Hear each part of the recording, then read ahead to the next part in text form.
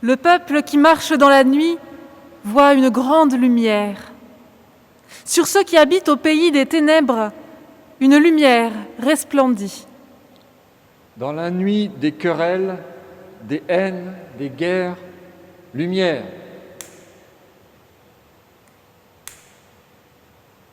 Dans la nuit des doutes, des angoisses, des peurs, lumière. Dans la nuit des souffrances, des inquiétudes, des morts, lumière. Lumière de l'enfant que tu nous as donné, Seigneur. Que les nuages s'écartent, que nos yeux s'ouvrent enfin, afin que nos cœurs s'éveillent à l'espérance. Voici au loin la vie, la joie, la lumière. Bien-aimés, qui nous écoutez ou nous regardez, prenons ce temps de louange, de méditation au fil des textes et laissons-nous porter par les chants de Noël. Nous ferons le premier avec le chant « Au peuple fidèle ».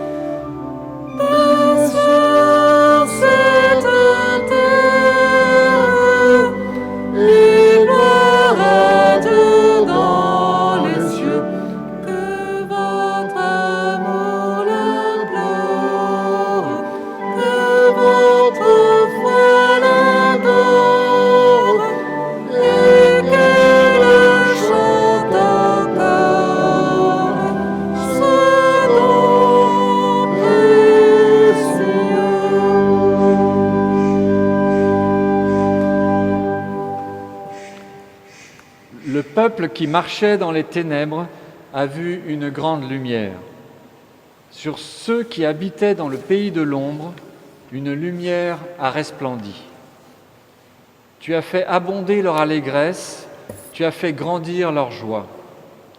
Ils se réjouissent devant toi comme on se réjouit à la moisson, comme on jubile au partage du butin.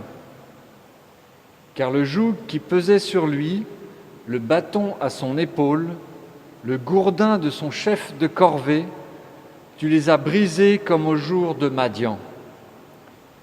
Tout brodequin dont le piétinement ébranle le sol et tout manteau roulé dans le sang deviennent bons à brûler, proie du feu.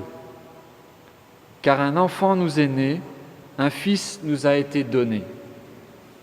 La souveraineté est sur ses épaules. On proclame son nom, merveilleux, conseiller, Dieu fort, Père à jamais, Prince de la paix.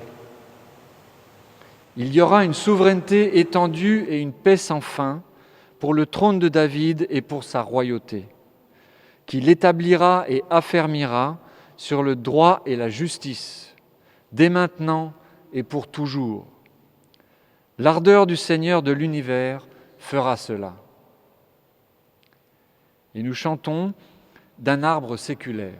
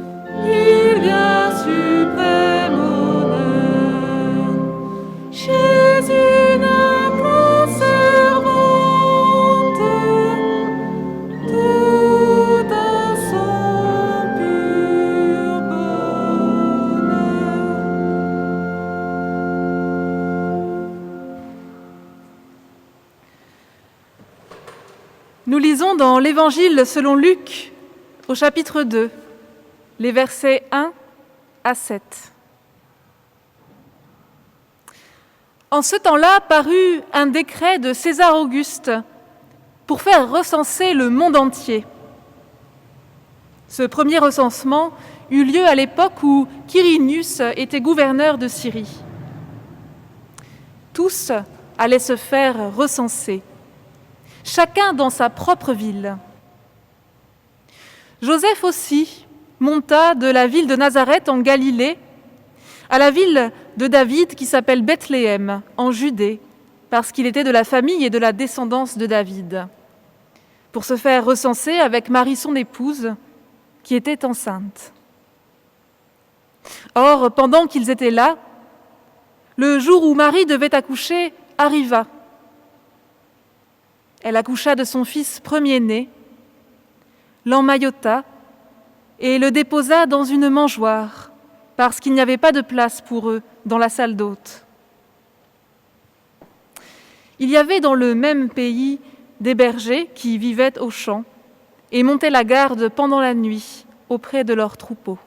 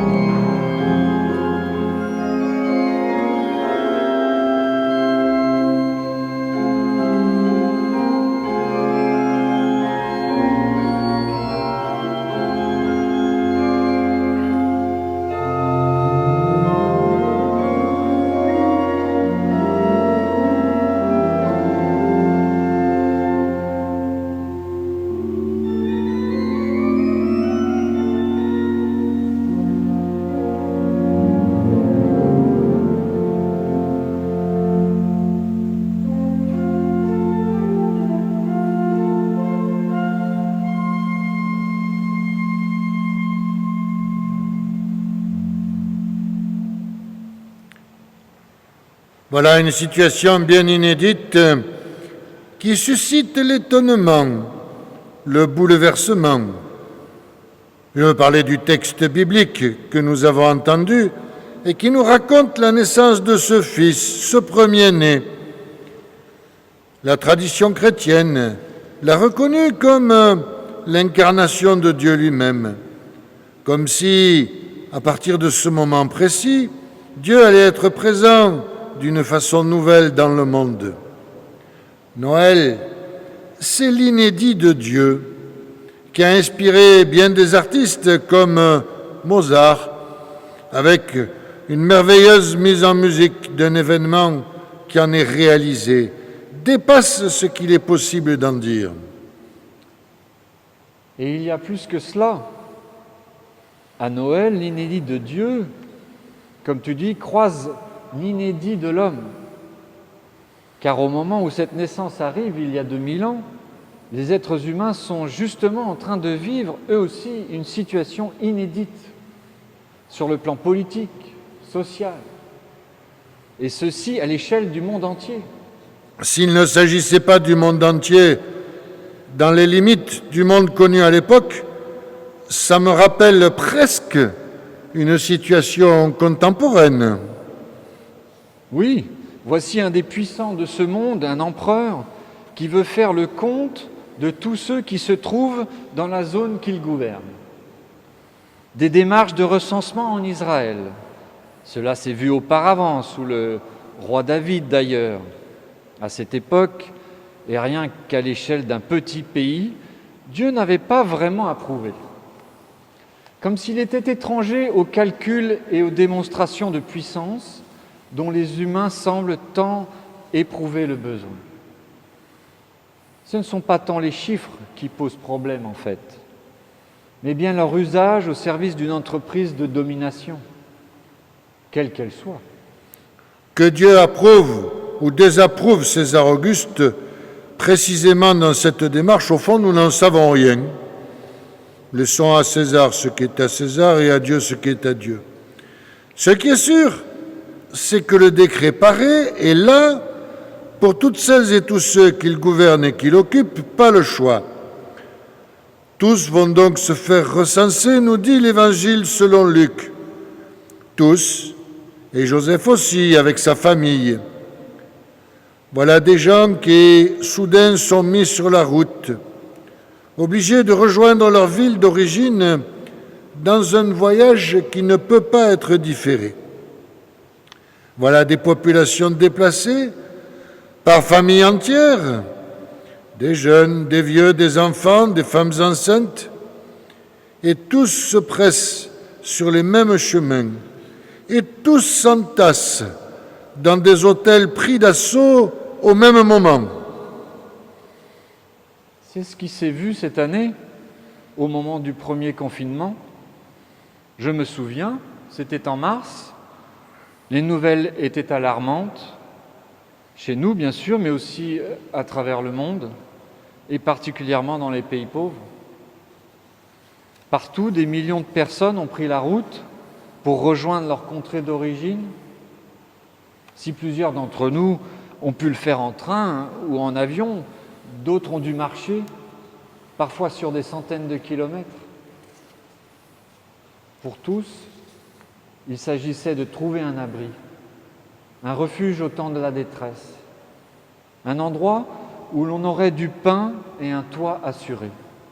Oui, et même s'il y a eu des progrès depuis, nous n'en sommes pas encore sortis. Il n'y a qu'à voir ce Noël. Tant de retrouvailles espérées et dont nous sommes privés, du moins partiellement dans le meilleur des cas. L'humanité vit vraiment une situation inédite. Depuis des mois d'ailleurs, elle vit au rythme de décrets limitant nos mouvements et indirectement les déclenchent. Lois qui s'inscrivent dans la conscience d'appartenir à une société et dans le même temps qui concernent chacune et chacun dans sa vie propre. Nous aussi, nous faisons partie de cette foule qui se meut en fonction des décrets.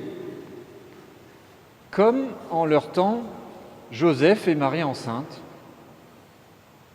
D'ailleurs, tous ceux ici qui se sont déplacés depuis la levée du confinement et ceux qui sont venus en TGV pour les fêtes peuvent s'imaginer la cohue qui régnait au moment de ces grandes migrations d'il y a 2000 ans, à la veille de ce qui deviendra Noël.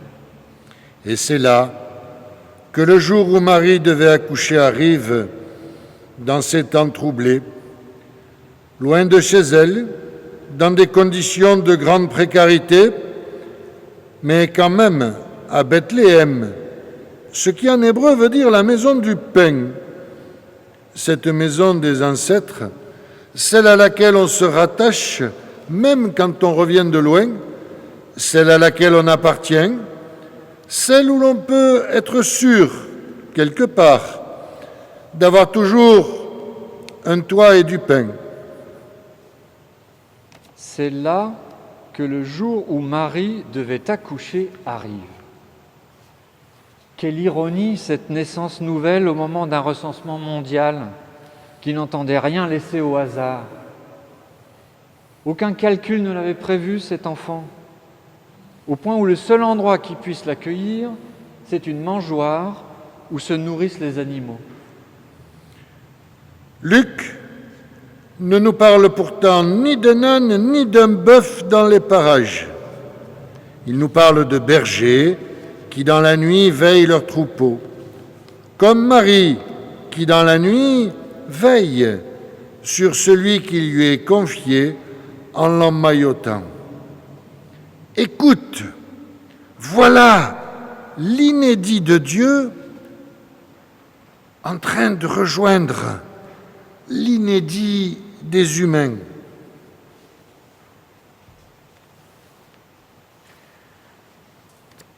Eux sont désormais loin de l'agitation des villes et des chemins, loin des décrets et de ceux qui les prennent. Eux sont maintenant comme hors du monde, le temps suspendu pour un moment d'éternité.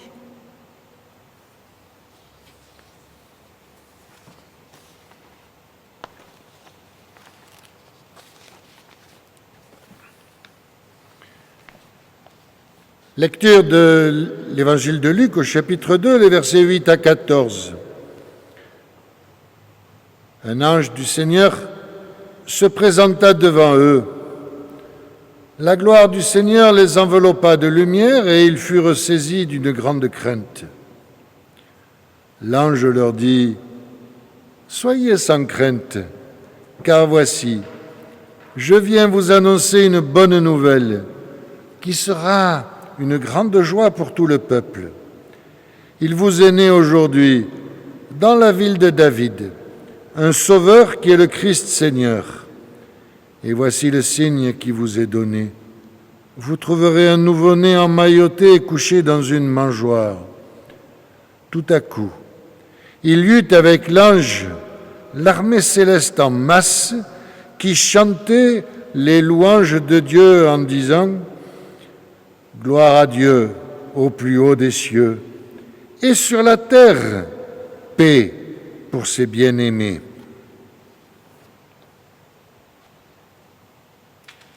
J'ai beau connaître ce récit de l'annonce au berger, il ne cesse de me bousculer. Je me sens toujours interrogé par des aspects qui dérangent mon esprit et mon raisonnement. Bon, l'histoire est belle et mérite d'être contée, mais quand même, ces histoires d'anges, de petits bébés, de gloire de Dieu, j'ai du mal à m'y retrouver. Encore cette histoire que tu ramènes tout le temps, de vouloir des choses crédibles à tes yeux. Mais je te croyais plus poète que ça. Peut-être as-tu peur de contempler la beauté d'un vaste ciel étoilé ? Imagine-toi, le temps sans fin, répété, des bergers qui se retrouvent au milieu de leurs troupeaux, dans le froid de la nuit et de l'hiver. Eh bien, ils y sont comme chez eux dans cette nuit et ce froid qui ferait fuir tant d'autres. C'est leur mission que de garder les troupeaux. Et ils aiment ça. On pourrait dire que c'est répétitif, qu'il ne se passe rien, sinon les bêtes sauvages venant s'en prendre aux troupeaux. On pourrait dire qu'il s'y ennuie, mais on aurait tout faux. Ces bergers savent que les heures s'égrènent lentement et ils ont appris la lenteur du temps, profitant du fait qu'ils sont ensemble, partageant ces longues heures.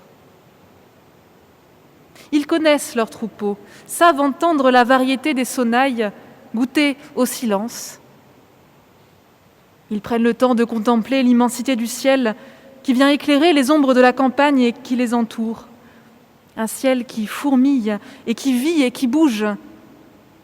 Ils ont appris à le connaître et à en observer tous les scintillements. D'accord, là je te suis. Quand je dis que le récit est beau et que je l'aime, c'est sans doute en partie pour soi. Figure-toi que ça m'aide à réfléchir sur ma propre vie, mes rythmes, mes courses. Je ne sais pas si j'aurai la patience d'attendre toute la nuit. Il ne se passe jamais rien. Et pourtant là, en écoutant le texte, je me rends compte que peut-être, pour ceux qui savent prendre le temps, la nuit étoilée doit être aimée avec patience. Une patience que je n'ai sûrement pas. Finalement, tu t'approches de ce qui fait la beauté de ce moment. Les bergers savent se contenter d'une histoire apparemment sans histoire, mais ils sont riches de ce temps lent qui les a apprivoisés et où ils vivent en étant capables de contempler et de veiller. Pas plus de distraction. Aujourd'hui, combien d'entre nous supporteraient ça ? Mais en fait, ton problème, c'est l'histoire des anges. Oui, aussi. Ça ne me semble pas évident. Et en plus, ce qui est moins évident, c'est qu'ils se mettent en route comme les anges l'ont dit. Tu as du mal avec la mise en scène ? Pourtant, tu me disais que tu trouvais de la beauté à l'histoire. Mais ce qui est important, c'est le message des anges, ce qu'ils annoncent. C'est cette annonce qui vient les bouleverser. Et s'ils acceptent de se mettre en marche vers l'étable, c'est que cette parole est adressée à eux justement. Tu ne t'es jamais demandé pourquoi c'est à de simples bergers qui veillent dans la nuit que l'annonce est faite ? Non, tu préfères te dire que tu ne crois pas aux anges et à leurs trompettes. Tu sais, dans la vie des gens pour qui la vie s'écoule avec sa simplicité, ces gens qui savent qu'ils sont loin de tout, loin de l'agitation du monde, on ne demande rien. On sait que les choses qui arrivent, c'est pour les autres. Dans leur dignité, les bergers se contentaient de leurs bêtes et du ciel peuplé d'étoiles. Les humbles savent vivre de ces trésors que nous ignorons, toi et moi, toujours avides d'action et d'événements. Je crois que je commence à comprendre. Ils ont reçu une parole, peu importe comment finalement, et elle les a touchés parce que justement, on s'est adressé à eux, alors que d'habitude, personne ne se préoccupe d'eux. Et en plus, ce qu'on leur dit, c'est qu'ils peuvent aller voir ce Sauveur qui est né, ce Messie attendu, fils de tous les rois, de la lignée du grand roi David, promesse que Dieu a fait proclamer par les prophètes. Eux, les sans-histoire, eux, les oubliés de la nuit, ceux qui ne comptent pas, eux, si loin des cercles autorisés, tout juste bons à contempler les étoiles. Et ils reçoivent le carton d'invitation, si on peut dire comme ça. Oui, mais il y a aussi cette parole qui proclame que les humains sont bien-aimés de Dieu. Et eux sont capables de se saisir de cette déclaration avec émerveillement. Justement, quand aujourd'hui toutes les publicités, tous les messages tentent de nous séduire, nous avons fini par ne plus vouloir rien croire, par nous méfier de tout. Mais si seulement on restait critique, attentif à ne pas se laisser berner, ce serait pas mal. Mais il y a pire, aujourd'hui, plus personne n'écoute. Chacun parle dans son coin, mais on ne s'écoute plus. Du coup, on se mure en soi, et on n'est plus disponible ni pour la belle aventure de la vie avec les autres, ni pour l'émerveillement. Bon, d'accord. Mais cette histoire de petit enfant dans une étable, quand même, et de gloire céleste, je veux bien croire qu'un enfant, c'est toujours merveilleux. De là à en faire le signe de la gloire de Dieu. Là, je dois reconnaître que tu mets le doigt sur la vraie question. On a tellement l'habitude de faire résider Dieu dans la grandeur inaccessible, dans la toute-puissance qu'on lui reproche du reste de ne pas faire fonctionner, que c'est insupportable d'entendre qu'il vient se manifester dans la fragilité d'un enfant né dans une étable. Ce sont peut-être nos images de Dieu qu'il faut changer. Le récit que tu trouves beau, c'est bien s'il te remue et te gêne, mais il faut que tu ailles un peu plus loin. Il te faut faire la bascule, le renversement qui nous est difficile à tous. Dieu vient se manifester, mais pas où on l'attend, pas dans la grandeur comme les humains voient la grandeur et la force, pas dans le clinquant et ce qui en jette. Dieu a choisi de venir se manifester parmi les 100 gloires, les 100 grades, les 100 quelque chose. Et c'est là qu'il fait sa demeure humaine. C'est toujours très difficile d'accepter ça. Tu veux dire que l'émerveillement de Noël, c'est que Dieu vient là où on ne l'attend pas. Chez ceux qui ne pensaient même pas que cela puisse leur arriver. Bon, voilà. On va maintenant laisser nos amis ici prendre le temps d'y réfléchir. Et nous chantons, écoutons le chant des anges.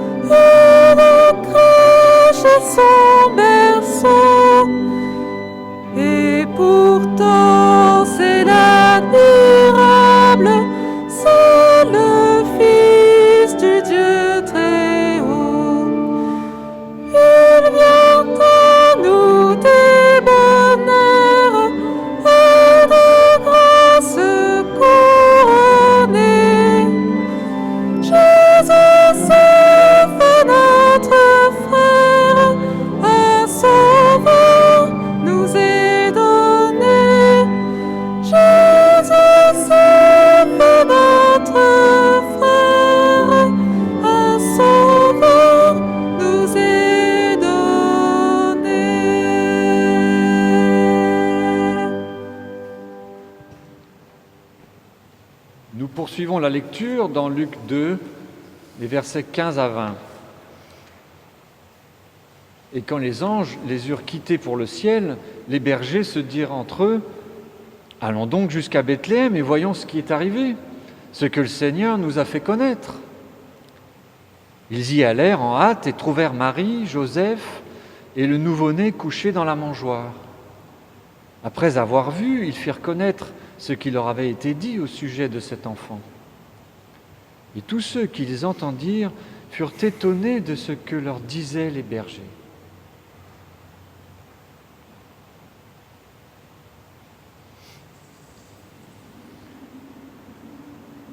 Mais au fait, tu es pasteur, toi. Pasteur, ça veut pas dire berger?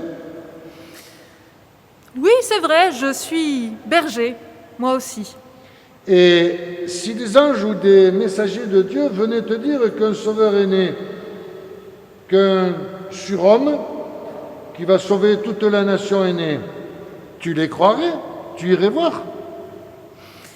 Déjà, je prendrai le temps de profiter du concert de l'armée des anges. Gloire à Dieu au plus haut des cieux et paix sur la terre aux hommes qui l'aiment. C'est pas tous les jours qu'on peut entendre l'orchestre de l'armée des anges. Et après, tu irais voir? Bah oui, pourquoi pas? Ça fait tellement longtemps qu'on l'attend, ce sauveur. Oui, mais justement, tu ne te méfierais pas un peu quand même aussi? Si le messager te disait qu'il s'agit d'un bébé couché dans une mangeoire, dans une étable quand même, tu le croirais vraiment? Eh bien, justement, un bébé dans une mangeoire, dans une étable, ça fait pas tellement super-héros, et ça me plaît bien, ça, à moi. Alors tu irais voir. Eh bien, à bien y réfléchir, oui, j'irai voir. Justement parce que ça ressemble bien au Dieu que je connais, de ne pas faire comme on attendrait qu'il fasse. C'est bien le genre du Dieu que je prêche. Envoyer un bébé tout fragile dans une étable pour sauver l'humanité. Je le reconnais bien là. Il faut aller voir ça, oui. Attends, j'ai une autre question. Si tu allais voir ça et que tu trouvais bien un bébé dans une mangeoire, dans une étable, est-ce que tu dirais à son papa et à sa maman que le messager t'a dit que le bébé est le sauveur du peuple? Mais, effectivement, je ne sais pas s'ils me croiraient, les pauvres, dans les circonstances. Mais je leur dirais quand même, histoire de les encourager. Ah, c'est bien le Dieu que je connais de faire ça, tiens. Peut-être que la mère du bébé se demanderait si c'est pas un peu vrai quand même que son petit va sauver le monde. Mais sans le dire aux autres, bien sûr. Ça serait comme un secret. Oui, un peu comme si le messager le lui avait déjà dit aussi de son côté. Mais toi, tu ne le saurais pas, quoi. Oui, c'est ça. Bon, alors on y va? On va voir? Attends, j'ai encore une question. Ah non, mon cher, tu poses trop de questions. Ben, t'es berger ou t'es pas berger? Bon, d'accord. Une dernière question et on y va. Alors, si tu y allais et que tu trouvais, tout comme le messager t'a dit, un bébé dans une mangeoire, dans une étable, tout ça, Eh bien, je reviendrai d'être allé voir le cœur joyeux et l'âme en paix, en rendant gloire à Dieu d'avoir choisi un petit bébé pour sauver l'humanité. Et je retournerai m'occuper de mes brebis. je crois qu'un vrai pasteur, c'est ça. Et je vous invite à chanter « Voici Noël ».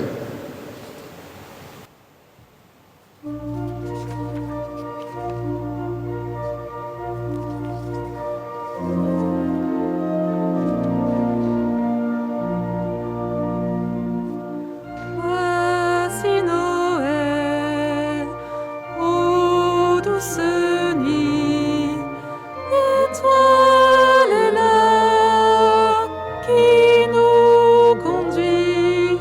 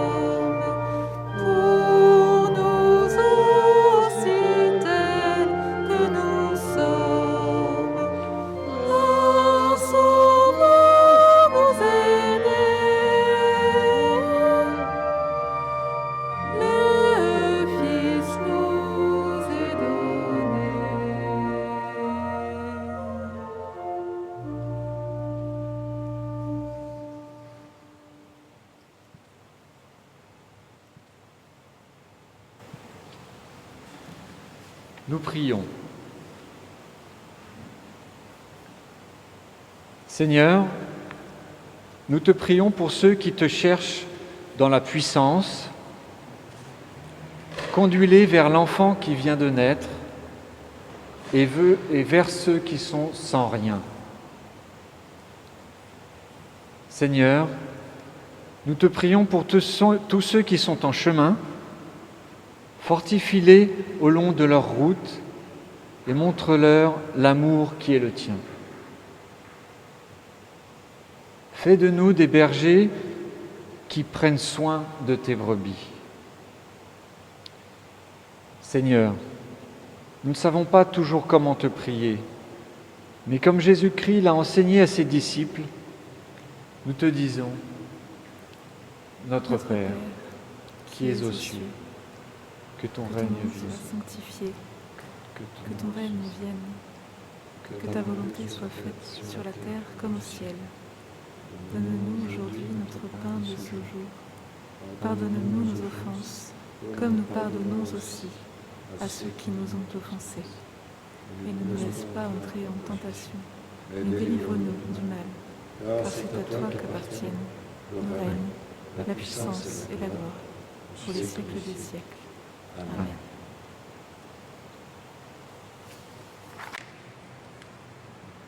Nous attendons la venue du temps où les humains cesseront de se battre, et ce jour viendra.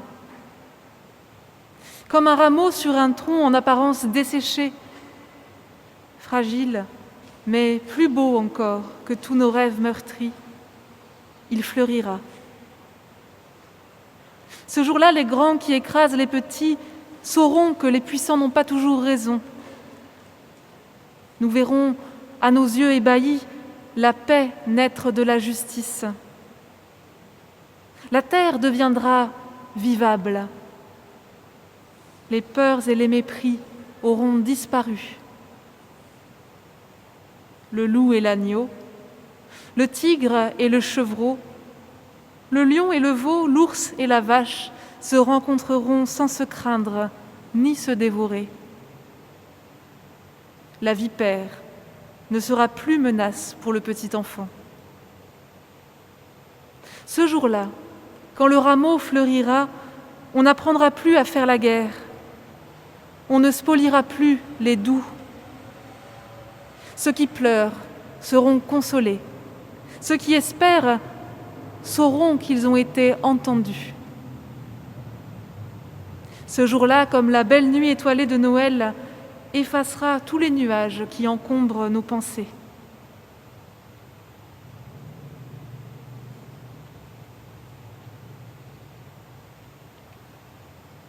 Voilà, nous avons cheminé, chanté Noël, nous allons nous séparer, reprendre nos chemins, prendre le temps de la fête pour ceux qui le peuvent, prendre le temps de l'espoir pour tout un chacun. Recevons la bénédiction de la part de Dieu. Bien-aimés, assurément vous êtes aimés de Dieu. Il bénit vos routes et les emprunte avec vous. Allez, confiance sur les chemins de la vie. Dieu vous a fait enfants de la lumière. Amen. Amen. Et nous finirons cette veillée par le chant « Il est né le roi du monde ».